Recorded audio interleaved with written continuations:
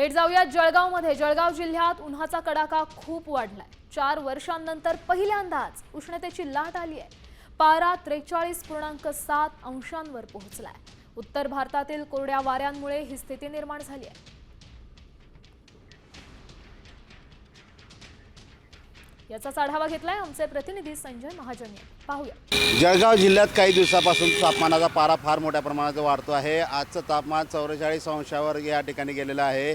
त्यामुळे मोठ्या प्रमाणावरती उष्णतेची लाट या ठिकाणी जळगाव जिल्ह्यात या ठिकाणी आलेली आहे। आपण बघू शकतो की जळगाव जिल्ह्यातील हा आहे आठवडे बाजार चौक आहे। त्यामध्ये आपण बघू शकतो की रस्त्यावरती मोठे वर्दळ या ठिकाणी असते। मात्र आता दुपारची वेळ झालेली आहे तर या ठिकाणी रस्ते थोडं शुकशुकाट असं बघायला मिळतं आहे।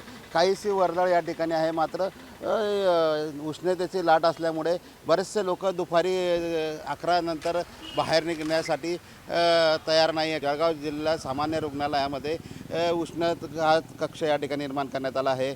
कुठलीही या ठिकाणी अडचण आली तर या ठिकाणी उष्णतेचे काही परिणाम जाणवले तर या ठिकाणी दाखल होण्याचे आवाहन या ठिकाणी करण्यात आले आहे। जास्त प्रमाणात पाणी प्यावं किंवा जे थंड पदार्थ आहे ते सेवन करावे असं आवाहनही या ठिकाणी करण्यात आलं आहे।